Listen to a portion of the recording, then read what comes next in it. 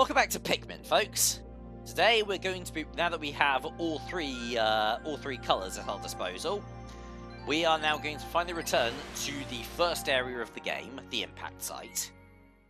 Because there is still one ship part left to be found here, and we need all three in order to get it.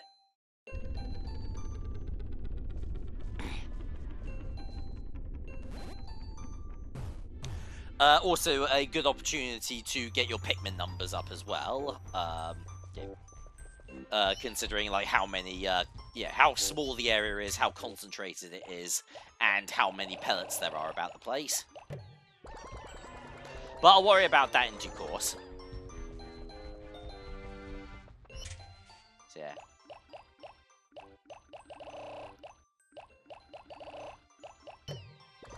Let's see, actually, I tell you what, maybe, try to go for more, actually, no, I think, 30 blues will be perfectly fine. I typically tend to run with, 40 reds, and 30 blues, and 30 yellows. Yeah, if I want, like, a sort of an all-round fighting force. And, yeah, let's also grab some, a bit more, bit of nectar as well.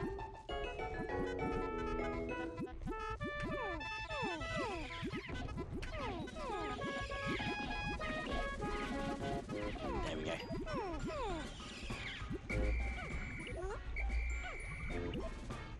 Alright, I think I should do it.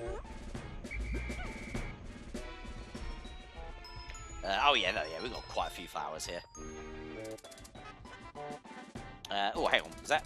Oh, yep, here we go. An iridescent glint beetle.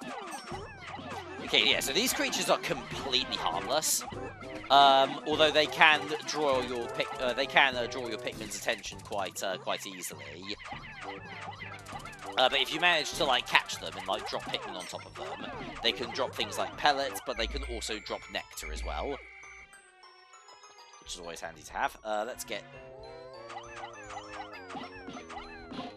There we go. You guys can take that back. And yeah, there we go. Bomb rocks.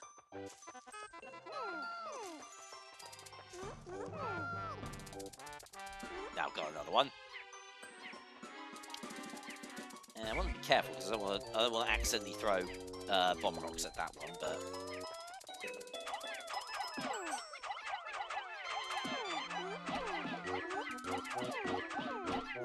yeah, there we go. Let's just at the very least get rid of it. Yeah, eventually it'll scurry off back into the earth. There we go. Okay, it's gone. Cool. And since it also left a yellow pellet behind,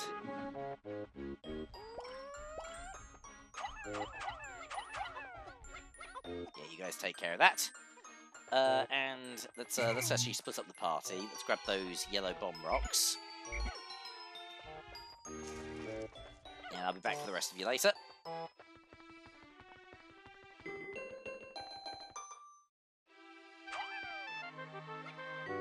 Get this wall destroyed, and then we'll be able to access another area within the impact site, which was cut off from us at the beginning of the game. There we go, but this is also where we're going to need our blues. Alright, come here, little sods. Let's moat. Oh, fucking.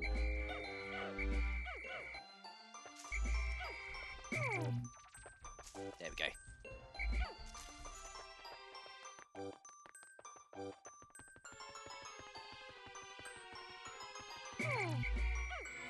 Right, well, hopefully that'll be enough to at least deal with the initial issue, because yeah, there's our ship part inside this enemy here. This is a pearly clam. What you do? Chuck Pikmin into it, but just before it has the chance to chomp down on them, call them back.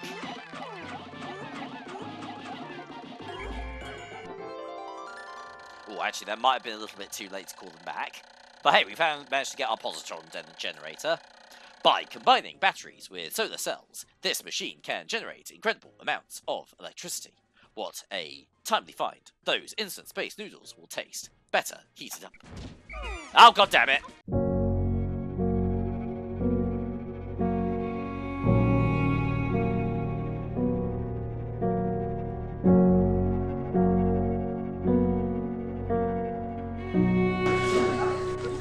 I do that?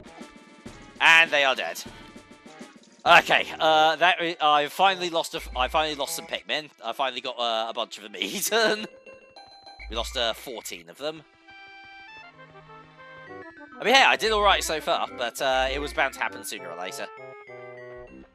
Poor little wankers. Oh, no.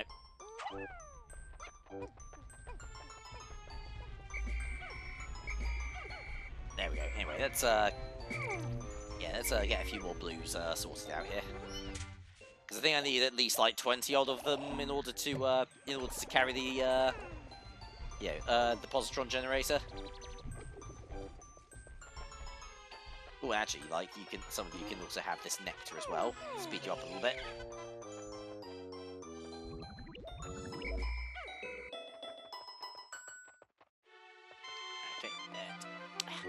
Okay, yeah, so one of the things that there we go, actually, I can do that.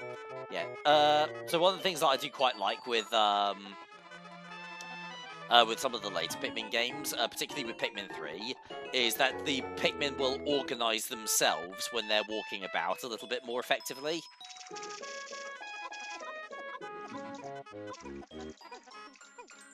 There we go, yeah, you guys carry that off. Although, are you going to... Okay, yeah, no, you will head back the other way. Cool. But yeah, like in later Pikmin games, they will like organise themselves when you're on the move a little bit more effectively. So there'll be like more of a trail of Pikmin behind you, as opposed to what they do here, where they follow you, but the squadron is mobilised in like a big circle shape. Like, ordering them in a specific direction does help, but it isn't, it is not faultless. Okay, actually, hang on. What, Okay, actually, no, there's still quite a few stray Pikmin inside this box here as well. Come on, you little bellends. Get a move on.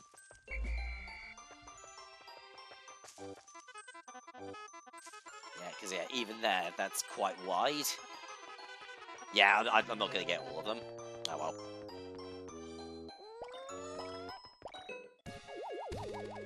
Alright.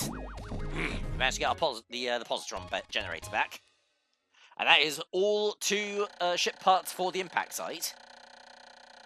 This electric generator is so powerful that if you approach it carelessly, you'll get an electric shock. And that is now 10 of the 30 parts. We need to find 2 more. Which is good, actually. Yeah, we're already a third of the way to escaping from this godforsaken rock. Yeah, might as well use these bomb rocks on this wall here. Because I'm just going to use the remaining time to collect up as many of these pellets as I can. Yeah.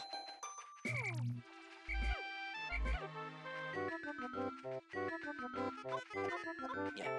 If you want to, you could also go for the these pearls as well that are being held inside the pearly clamps. Those are worth, I think, 50 Pikmin a pop. But yeah, needless to say, like, yeah, there is a little bit of a risk versus reward to collecting those.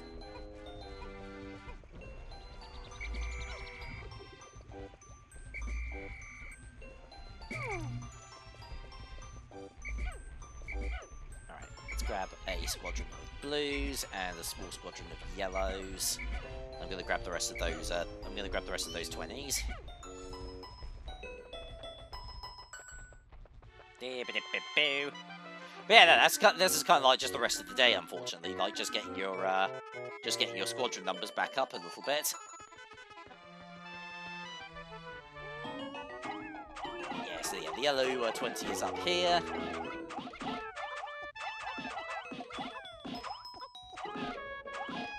Okay, and the blue 20 is over yonder.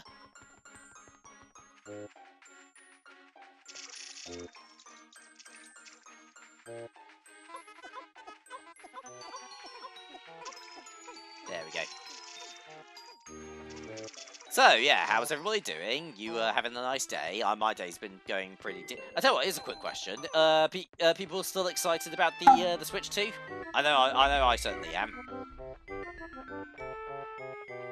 So yeah, because I mentioned it, I talked a little bit about it at the end of the Metroid Prime video, but I didn't go into a huge amount of detail. So one thing that I've actually been watching is I've actually seen like quite a few videos by I think the guy's name is something. I'm trying to remember what his name is off the top of my head. I think it was something like Jarrell Delay. I think his name was. He is a developer for a independent game studio called SunGuard Games, I think. And he's been making like a bunch of different videos about the Switch 2, basically explaining why we should be excited for it. Like short to the point. The general consensus is that I know that a lot of people are quite disappointed by the perceived amount of power that the Switch 2 is going to have behind it. Yeah, because I think because it's basically the general consensus is that it's going to have the same kind of power output as like the PlayStation 4 or the original Xbox One, those kinds of consoles, and people are basically going, oh, but that's really lame. Like those are old consoles. Nobody wants that. Yeah, we want something better and new and more powerful and more expensive to develop for, and thus, yeah, like causing more studios to go under. But yeah, like one video in particular that I quite liked was when he analysed the gameplay footage for Mario Kart 9, real name TBA. Because where he basically talks about how, oh, actually no, like this is actually genuinely really impressive stuff for the Nintendo Switch 2, because it's got like full volumetric light. I think that's what it's called, full volumetric lighting or something like that. It's basically when like lighting just looks a little bit more realistic and accurate, and you can like see like actual light rays as opposed to just the things that the light hits and the shadows it leaves behind. Which does require a fair amount of, like processing power, but and yeah, like the original Nintendo Switch just did not have that kind of processing power. You could have it in video games on the Switch, but basically what was going to happen as a result is, yeah, I'm just going to swarm the rest of these bastards.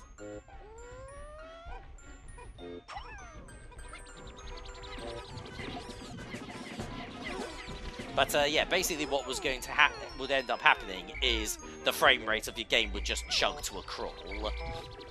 But from what we've seen of that footage of Mario Kart 9 real name TBA, and yes, that's what I'm going to keep calling it until the game is officially announced, is that that game does have like full volumetric lighting, and it seems to be running the game at a very high frame rate, both docked and handheld.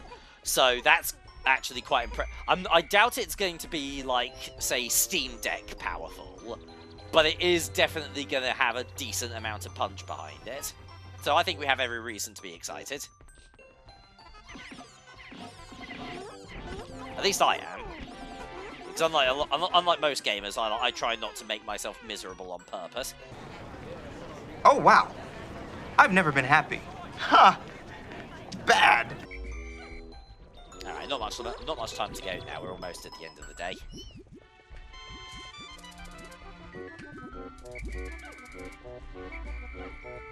Let's see if I can grab a few more of these left over. Oh, cool. That one's actually going to a red onion. That'll be handy.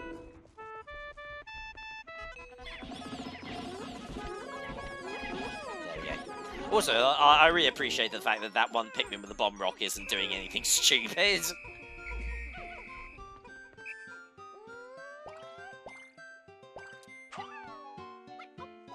There we go. Anyway, I think now might be a good time for us to call it in. Come on, chaps. Everybody back in. And oh, actually, I tell you what. Before I do, let's also have another quick peek at. Yeah, there are still a few Pikmin that are still scattered around the place.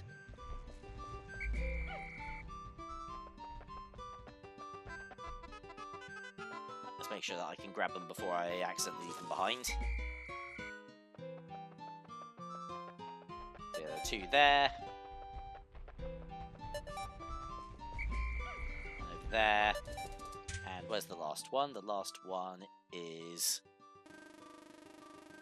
Can't actually see. Oh, hang on. No, it's just right under the onion.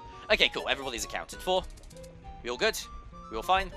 Ooh, that is actually like a slightly more, I think that's like a slightly, more valuable glint beetle, isn't it? Yeah, because I know there are like green ones, and I think there are also gold ones. I don't remember if the gold ones were also in Pikmin, in the original Pikmin, though. But I guess they are, unless that's just because of the it's getting a bit dark out.